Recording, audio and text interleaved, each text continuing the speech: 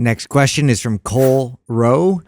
Is there a superior form of cardio? For example, would it be better to run, do HIIT, or just go ham on an assault bike? I can't answer those questions. I don't know what you're after.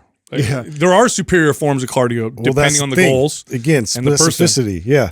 Like what are you trying to accomplish? What type of endurance are you trying to achieve? Like, is this going towards a sport? Is this just going towards your lifestyle and like something that you enjoy? Or body composition. Or body composition. Though those are all different goals that you have to consider. I'll say this. Obviously, it depends on the person's goals and all that stuff. But if I'm talking about overall general activity, health, also the ability to maintain consistency. So it's got to be somewhat convenient. So like all those all together, walking would be the one that's the one I recommended the most to most people. Now remember, I trained everyday average people for the most part. Yeah, so, for general health, you're right. Yeah. But I mean, this is a one. I mean, here's it. Anytime somebody asks what's the best exercise for this or what's the best mode of cardio for, it's like, the answer as a good trainer should always say it depends, because it totally depends on what you've been currently doing and what your specific goal is.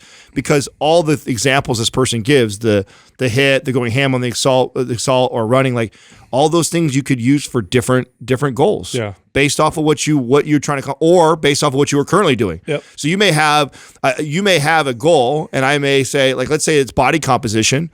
But you have already been doing HIIT for the last 3 weeks, and you go, I want to know what the best one is. And maybe I was going to say HIIT, but then I found out you've been doing HIIT for the last 3 weeks. That no longer is for body composition because your body's adapted to that already. Or maybe your body's already on the brink of overtraining and you're stressed, and I'm not going to have you do HIIT because of that. I'm like, well, you're going to do some light walking because you need something that's more recuperative. It's like going to the doctor and without saying anything else, but hey, doc, what's the best medicine for me? Yeah. Could you imagine a doctor just throwing medicine at you? Like, right. Here you go.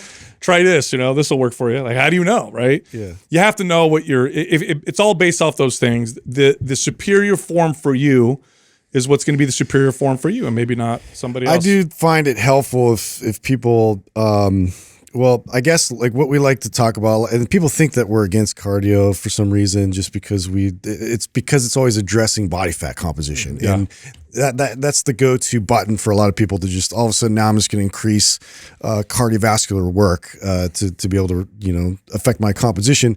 But one thing that I think people always overlook NEAT, and they always overlook the amount of steps per day and the overall activity. Yeah. What matters is your overall activity at the end of the day. Yeah. And so especially if it's a composition goal, if you're not considering that, you're not tracking that, like you're doing yourself a disadvantage. Yeah, I got in my best health overall. What I mean by that is just feeling good quality of life. Comes from when I add about 3 walks a day. Eat breakfast, like morning, afternoon, and evening for about 15, 20 minutes each time. I just feel the best doing that. Now, it's not the best form of cardio for me for like athletic performance, but when it comes to just general, like I feel good, that one tends to work the best. And that's usually what I would recommend to most people, because most people that I would train were not interested in, high intensity athletic performance. They were interested in fat loss, of course, but that was like diet and strength training. But they were just, I want to be healthy. I want to feel good. Well, that's also because what you're doing is you're also calculating or factoring in consistency. Yeah, totally, 100%. So you're not just thinking about what's the best mode that's going to burn the most calories. What's or the easiest to stay consistent? Yeah, and what's going to get them to their goal the fastest. You're also thinking longevity of like, okay, if I tell this client, who never does HIIT cardio that, hey, do HIIT every day, for the next 3 weeks, and we're going to get in the best shape. Like, okay, well, sure, maybe I help her or him get in better shape between now and then. But like long term, what happens with that? Does that person keep it up? Versus, could I convince this client that getting up, a half hour earlier every day before work and taking a nice half hour walk and then ending their day every day with another half hour walk, at the end of the night with their spouse or something like that, and then that becomes a lifelong thing that they do forever.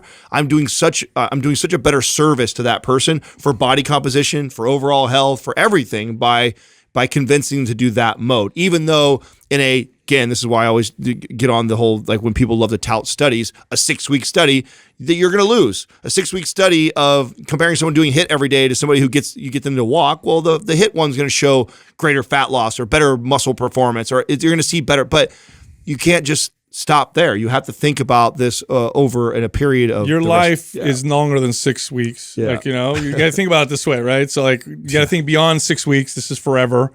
What's going to work? I want what's going to work for me long term, not what's going to, unless I have a specific goal. Like if I'm going to go, compete in something 12 weeks from now, well, yeah, now it's a 12-week time frame. Otherwise, the time frame is forever. And, I hope to live a very long time.